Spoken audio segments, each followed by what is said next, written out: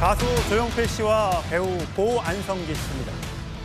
중학교 시절부터 60년 세월을 함께한 이 두 친구. 친구를 떠내보내는 날, 가수 조용필 씨가 자신만의 방식으로 먼 길을 떠나는 친구를 배웅했습니다. 바로 이 노래를 부르면서 말이죠. 들어보시죠.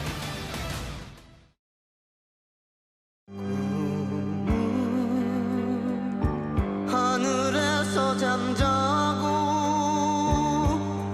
죽은 구름 따라 흐르고 친구여 모습은 어딜 갔나 그리운 친구여. 또 어렸을 때 또 참 좋은 친구예요. 성격도 좋고 같은 반 제 옆자리였었어요. 잘 가라는 가서 편안히 쉬라고 얘기하고 싶습니다. 성기야, 또 만나자.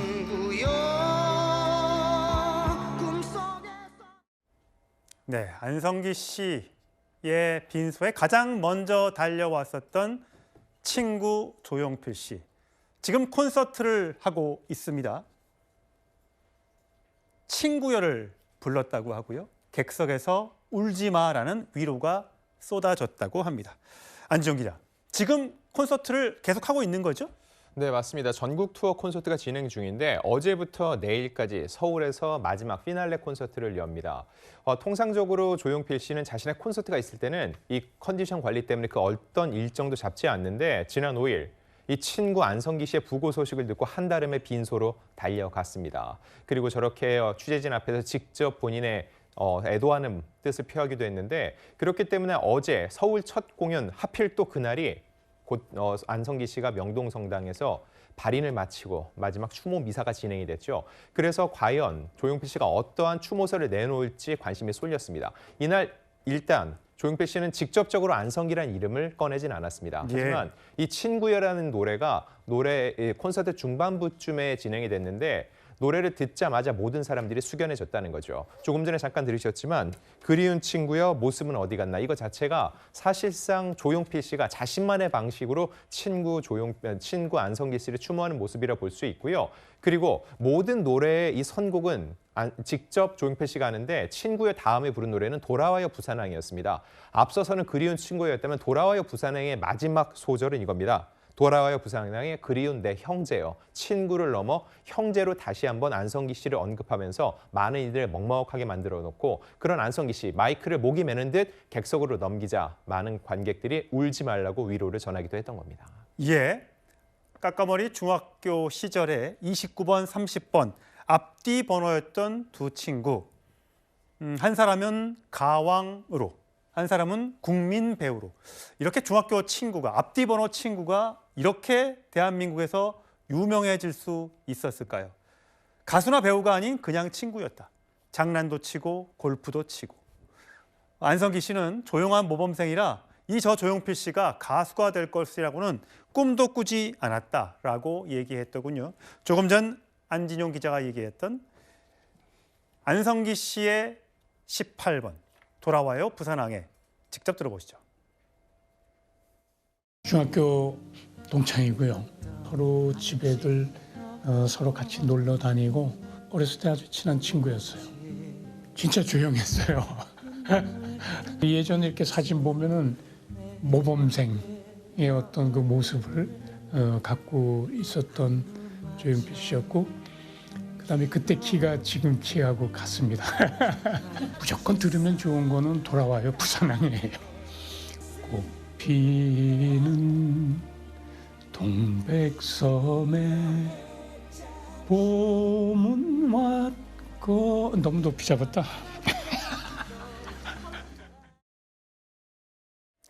저 유쾌한 웃음과 이 눈 옆에 지는 저 트레이드 마크인 저 주름을 다시 보기 어렵다는 거 정말 좀 아쉽습니다.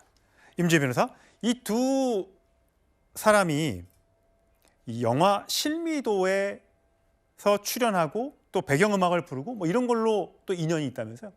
중학교 짝꿍 29번, 30번이 자라나서 한 명은 국민 배우로 그리고 가왕으로 평생을 함께할 확률이 얼마나 될까 생각이 되는데요. 이 두 분의 우정은 예술적인 교감으로까지 이어졌습니다.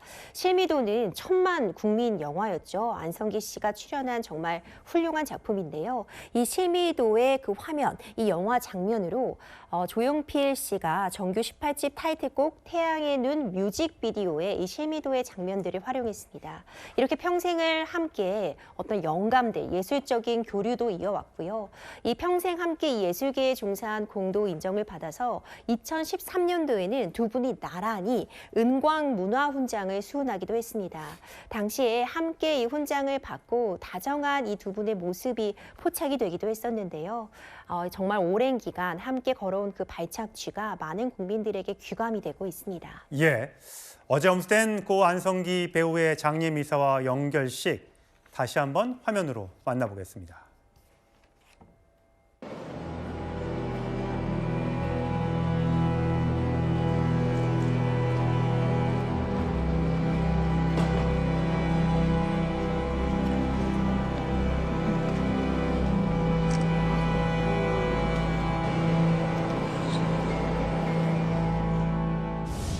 제가 선배님께 처음 인사를 드릴 때 선배님께서 저에게 건네주신 인사말을 또렷이 기억하고 있습니다.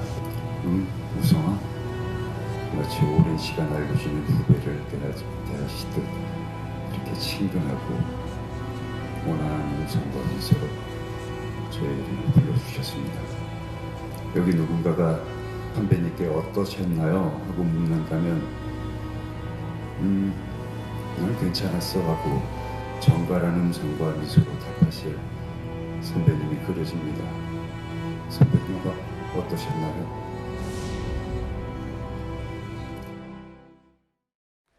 예, 추모사를 한 배우 정우성 씨. 5일 내내 빈소를 지키면서 이렇게 수염도 깎지 못한 저 모습이 굉장히 가슴이 아픕니다. 고인의 장남 안다빈 씨, 아버지 안성기 씨가 세상에 남긴 말을 이렇게 전했습니다. 제가 아버지 그 서재 분들과 좀 정리를 해봤는데요. 제가 5살쯤에 저에게 써주신 편지긴 하지만 저희 모두에게 남기고 가신 메시지인 것 같기도 해서 다빈이는 이 다음에 어떤 사람이 되어야 할까? 아빠는 다빈이가 항상 겸손하고 정직하며 남을 사랑할 줄 아는 넓은 마음을 가진 사람이 되었으면 한다. 이 세상에서 참으로 바꿀 수 없이 필요한 것이란 바로 착한 사람이란 것을 잊지 마라. 1993년 11월 아빠가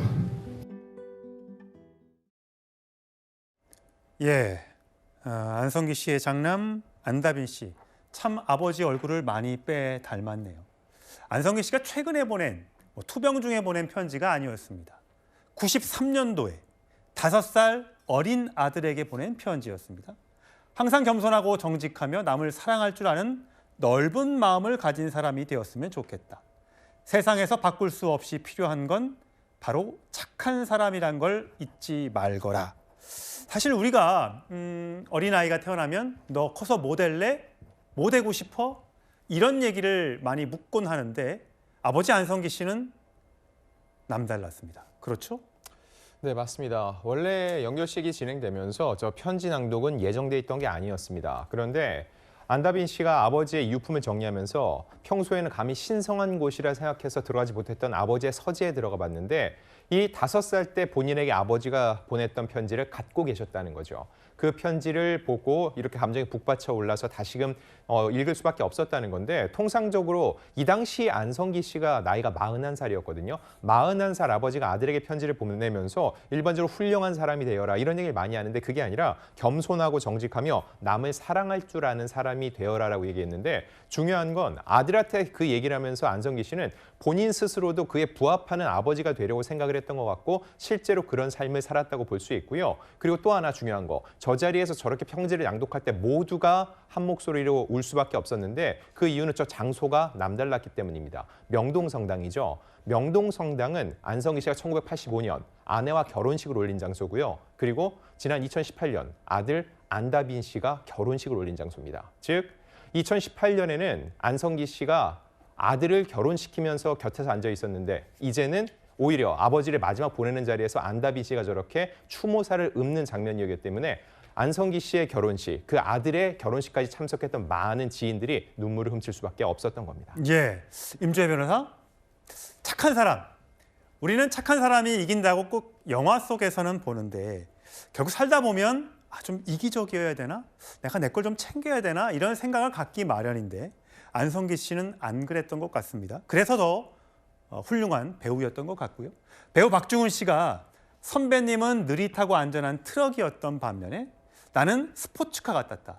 하지만 스포츠카는 빨리 가고 싶지만 아무리 답답해도 나는 선배님을 추월하지 않고 뒤따라간 것이 내 인생에서 가장 잘한 선택인 것 같다. 이렇게 얘기를 했고요.